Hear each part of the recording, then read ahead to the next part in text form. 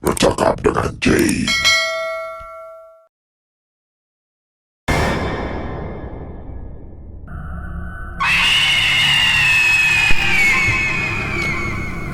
Terima kasih. Aku rasa selepas main isyak aku pergilah, kata Datuk kepada jiran yang menyampaikan pesan. Apa yang dicakapkan oleh Datuk dikotakan. Selepas main isyak, Datuk pun menghidupkan enjin keretanya. Kemudian Datuk mematikan kembali enjin keretanya itu. Datuk membuka bonet kereta untuk memastikan ia membawa semua barang keperluan. Kalau tayar keretanya bocor di tengah jalan atau apa-apa lain yang berlaku di tengah jalan, Datuk memeriksa enjin kereta lagi. Dan Datuk yakin keadaan keretanya cukup baik dan selamat untuk perjalanan jauh. Masa Datuk meninggalkan rumah, keadaan langit agak mendung. Tidak ada bintang mengerdip, tidak ada bulan sabit di kaki langit.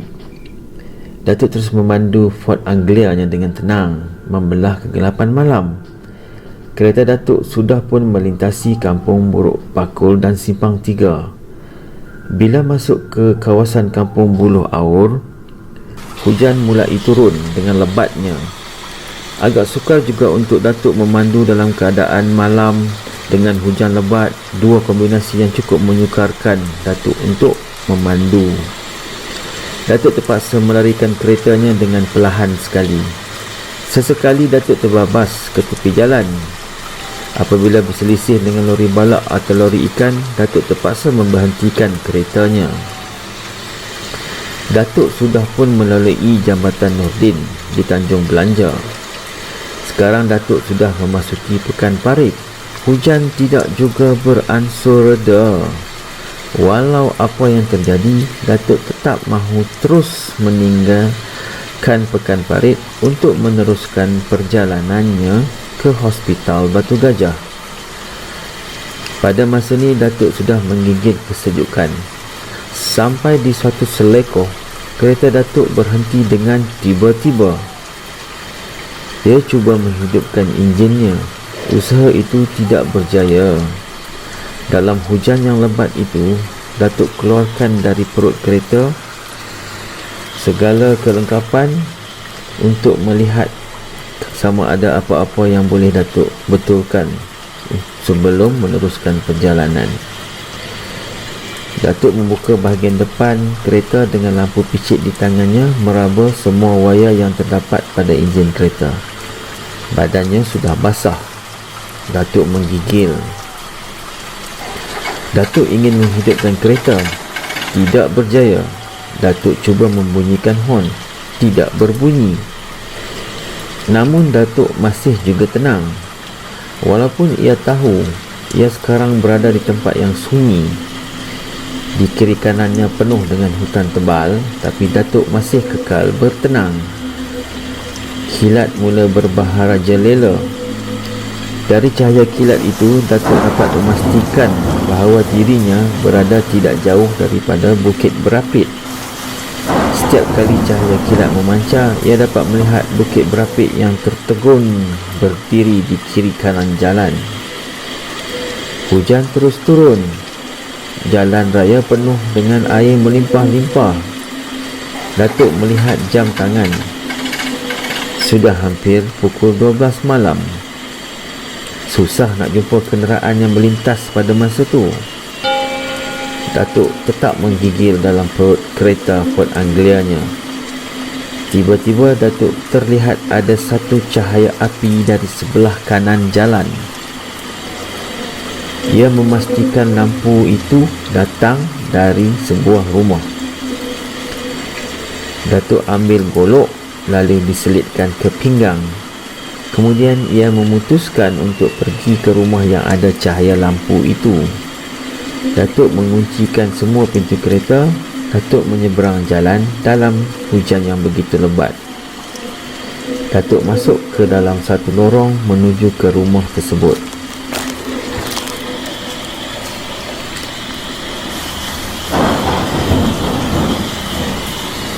Sampai saja di muka rumah tersebut, kilat pun memancar. Datuk dapat melihat rumah itu. Ia sebuah rumah batu bertingkat 2. Di halamannya penuh dengan pokok-pokok bunga yang basah ditimpa hujan.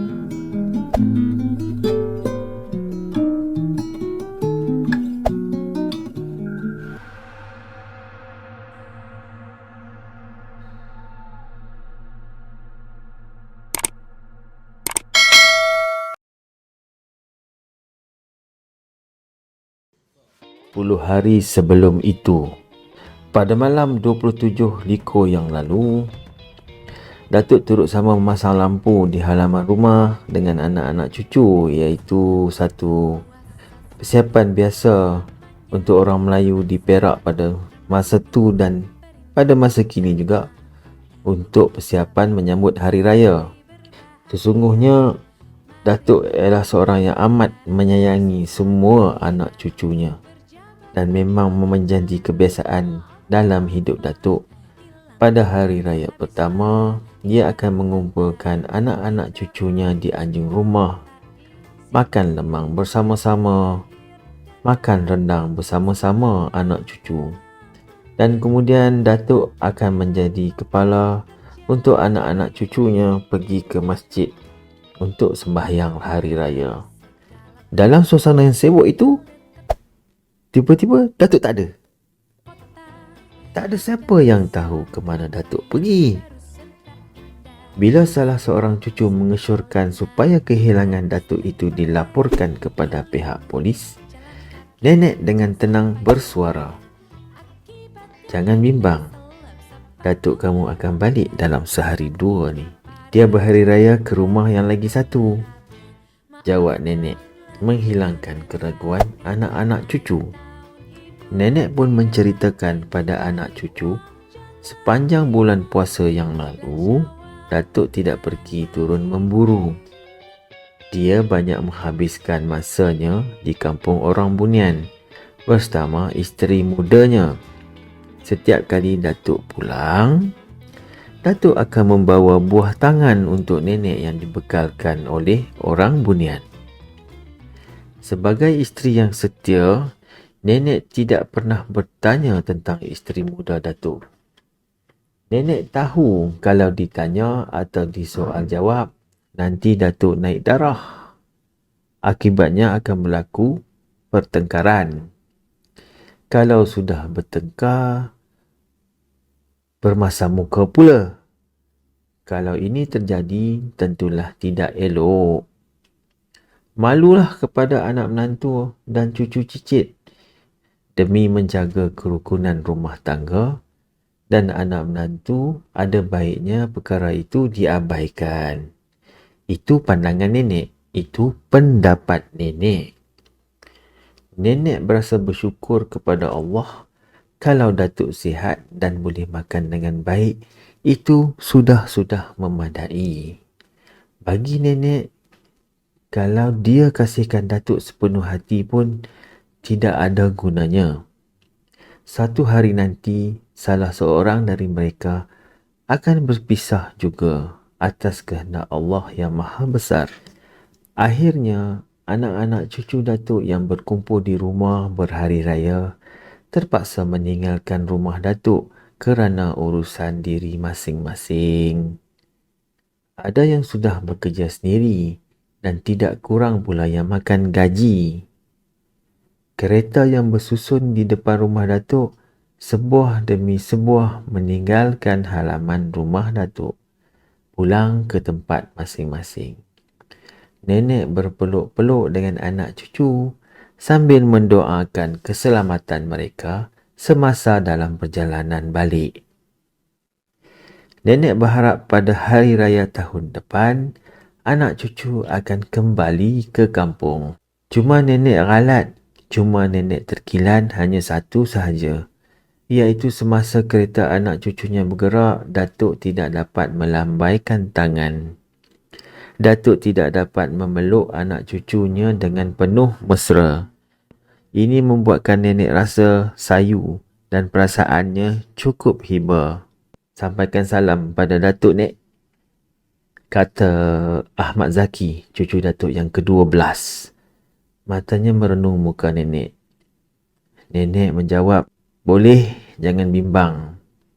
Ahmad Zaki yang terakhir meninggalkan rumah Datuk. Ahmad Zaki bertugas sebagai seorang guru mengajar di sekolah menengah Dr. Burhanuddin di Taiping. Bila semua anak cucu sudah pergi, nenek kembali dengan kerjanya membelah pokok sirih di belakang, melihat ayam yang bertelur di reban serta memetik kacang panjang. Nenek masuk ke dalam rumah.